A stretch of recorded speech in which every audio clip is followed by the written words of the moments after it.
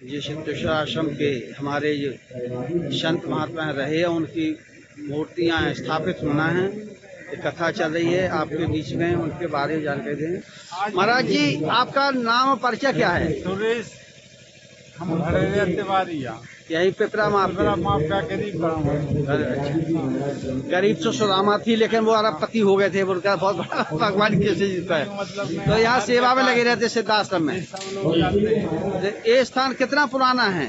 ये तो प्राचीन ही है, प्राचीन सदियों पुराना है। बताऊं? यहाँ जो कार्यक्रम चल रहा है, धार्मिक अनुष्ठान चल रहा है क्षेत्रवासियों माध्यम से, तो इसमें महाराज जी की किन किन गुरु जी की स्थापना हो रही है? बैरागी जी और ब्रह्मचारी जी, इनके दोनों लोगों की मूर्ति की प्रतिष्ठापना होना है।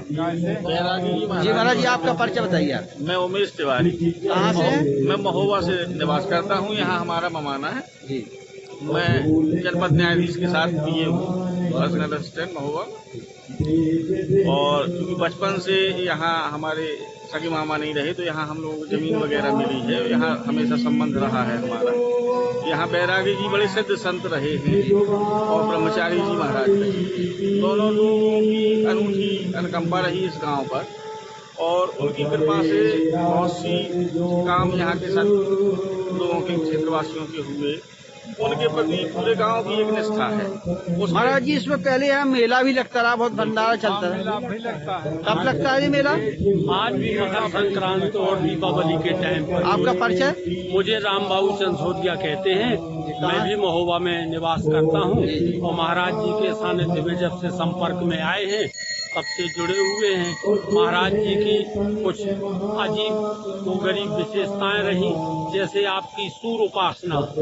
आप जो है जून के महीने में जो है जब चिलचिलाती धूप होती थी, आप पठवा में जो है पड़े रहते थे और एक टकटकी निगाह से सूर्य देव का जो है ध्यान करते थे। तो आपकी सूर्य उपासना जो है बहुत ही श्रेष्ठतम रही। और आप परमहंस।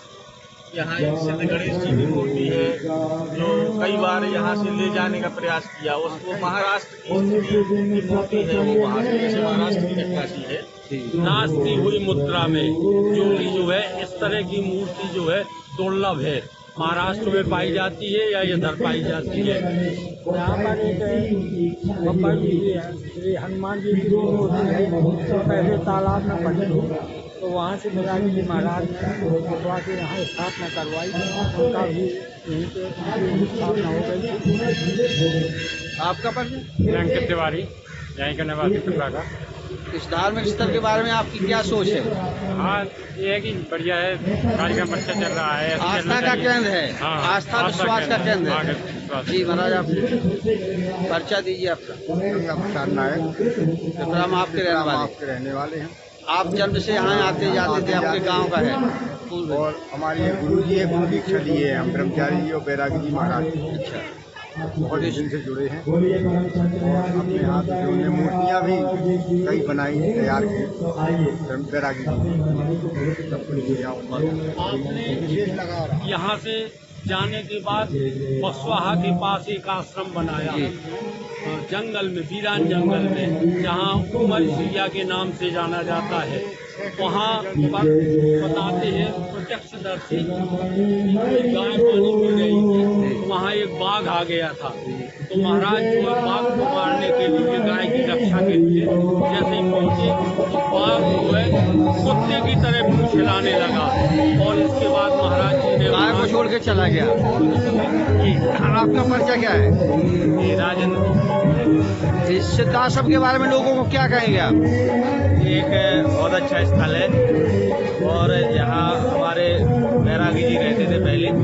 कब से आ रहे हैं आप? अब हम तो बचपन यहीं के हैं, बचपन से देख रहे अच्छा, हैं। यहीं उन्हीं की सेवा में लगे रहे। हाँ, महाराज जी, इसके बारे में बताया जा रहा है, भस्म कुंड में कितना ही खोदा लोगों ने, लेकिन भस्म निकलती है। यहाँ जो है भस्म ही निकलेगी, क्योंकि हमारे गुरु जी भी भस्म धारण करते थे। इसलिए भगवान आप तो उन्हें प्रकृति से उनको भव्य मिलती थी। हाँ। और उसी का धारण करते थे। हाँ, हाँ। भोले की तरह। हाँ, भोले की तरह इसीलिए तो एक सिद्ध पुरुष थे। सिद्ध पुरुष थे। और आइए यहाँ पर मनोकामना पूर्ण होती जो है। है आज भी होते हैं, जैसे मैं तो नहीं हूँ कुछ, लेकिन आज भी कई शादियाँ, कई लड़के ऐसे आते हैं, कई 5 औरतों के बच्चे हो गए, घर हो गए, कई शुभकामना होते हैं। नहीं हूँ यहाँ से, लेकिन यहाँ सब कुछ अपने आप में आता रहता जाता है। आता रहता है।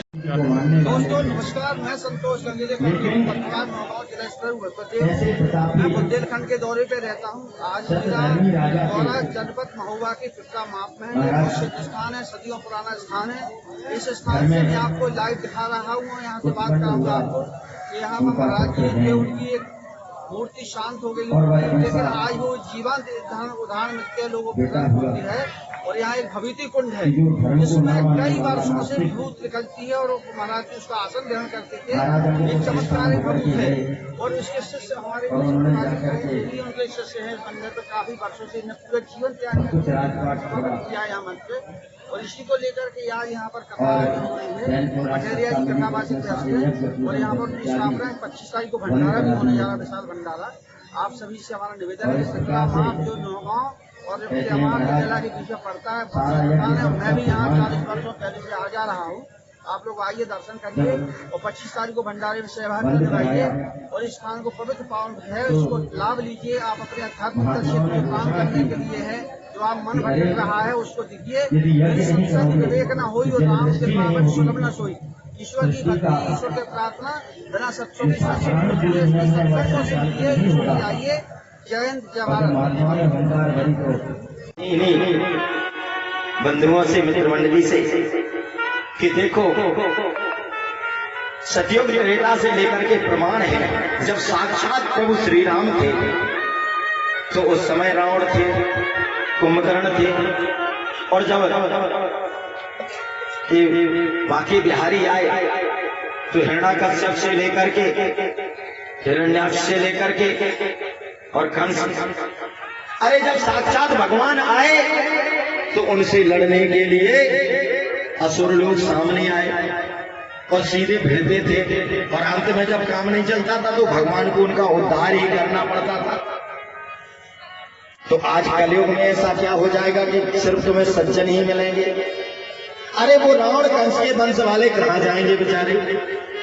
अगर इधर कृष्ण और राम के वंश वाले चल रहे हैं तो दूसरी तरफ उनका भी तो वंश बढ़ रहा है, वो भी अपना काम करेंगे।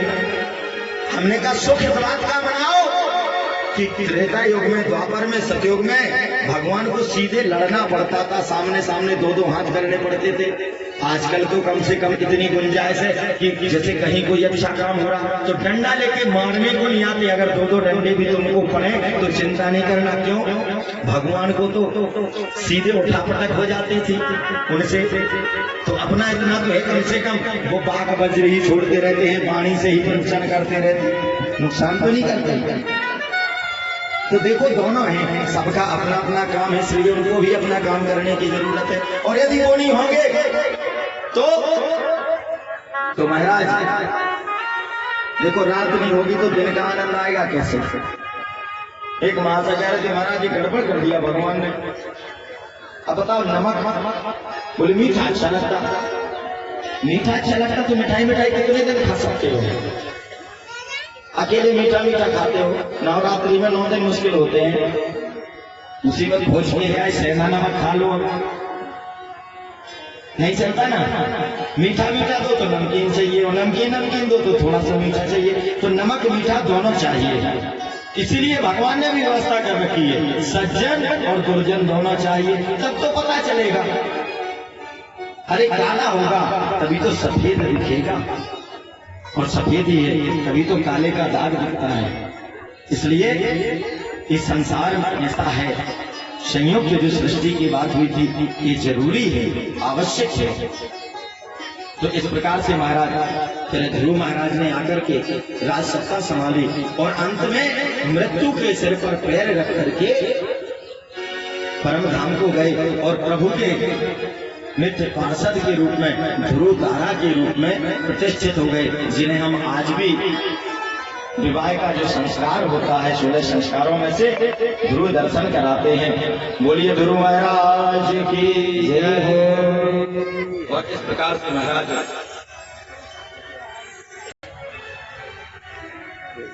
पुत्रों में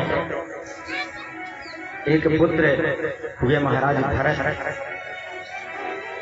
जिनका संपूर्ण पृथ्वी पर राज्य सिंहासन था और सारा राज्य सत्ता पाकर के उन्होंने सब कुछ किया, राज्य का भोग किया।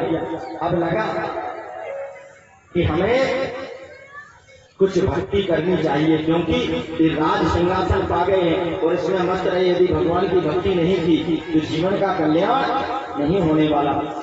और इस प्रकार से महाराज कहते हैं कि महाराज भरत, शास्त्रों का नियम है कि जब आप यज्ञ तब भगवान की भक्ति इस धरा पर नहीं होती है, और यह धरा पर जब भक्ति नहीं होती है, लोग अधर्मी हो जाते हैं, अन्याय और अनीत पर चलने लगते हैं।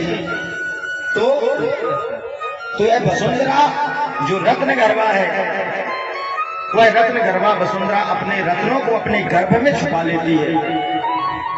धरती अन्न उपजाना बंद कर देती है।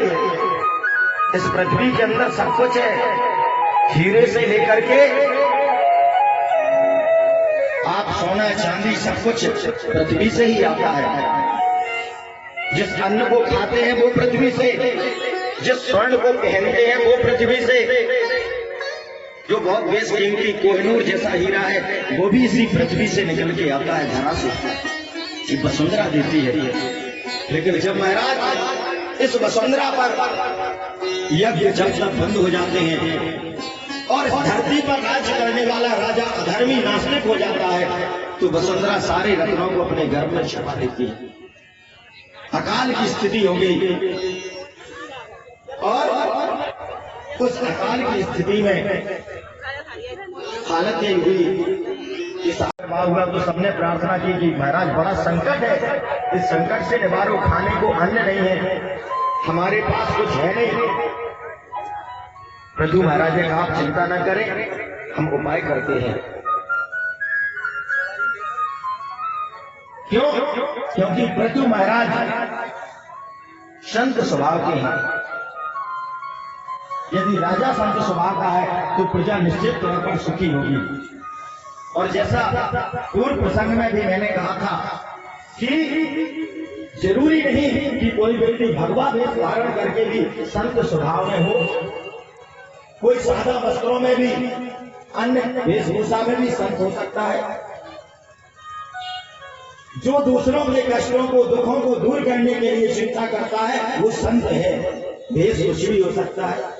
संत के वेश में भी होकर के यदि कोई दूसरे का दुख दूर नहीं करता है, कष्ट दूर नहीं करना चाहता, सामर्थ्यवान होने के बाद।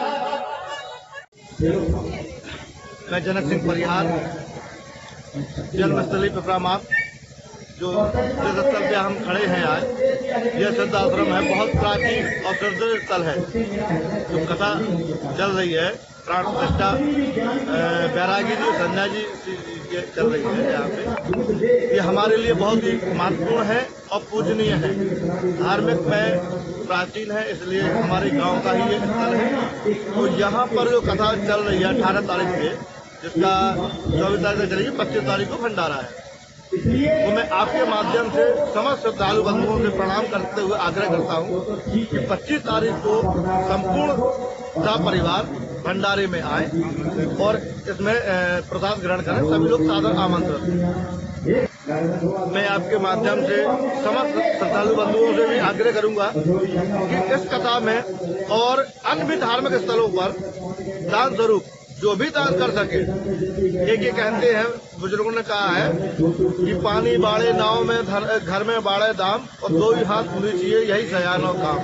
तो दान करने से कभी धन कम नहीं होता। यह दिन दूना रात चौगुना ही उन्नति करेगा। इन्हीं शब्दों के साथ में मैं अपनी वाणी को प्रारंभ देता हूँ। कहाँ के हो? सेवा में लगे हुए हो, भगवान की सेवा में हो, अपना योगदान दे रहे हो जी। तो कब से पेंटिंग का काम कर रहे हैं? 2 साल से।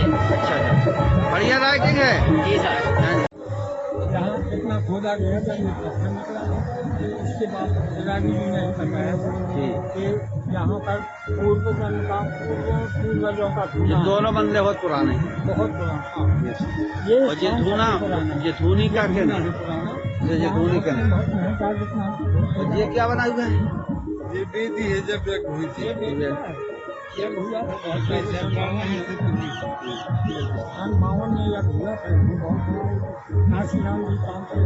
महाराज जी इसके बारे में बताया जा रहा है भस्म कुंड में कितना ही खोदा लोगों ने लेकिन भस्म निकलती है। यहाँ जो है भस्म ही निकलेगी, क्योंकि हमारे गुरु जी भी भस्म धारण करते थे, इसलिए भगवान फिर आप लोगों ने प्रकृति से उनको भव्य मिलती थी। हाँ। और उसी का धारण करते थे। हाँ, हाँ। भोले की तरह। हाँ, भोले की तरह इसीलिए तो एक सिद्ध पुरुष थे। सिद्ध पुरुष थे। और आइए यहाँ पर मनोकामना पूर्ण होती वो है। है आज भी होते हैं, जैसे मैं तो नहीं हूँ कुछ, लेकिन आज भी कई शादियाँ, कई लड़के ऐसे आते हैं, कई 5 औरतों के बच्चे हो गए, घर हो गए, कई शुभकामना होते हैं। जाता नहीं हूँ यहाँ से, लेकिन यहाँ सब कुछ अपने आप में आता रहता जाता है। आता रहता है।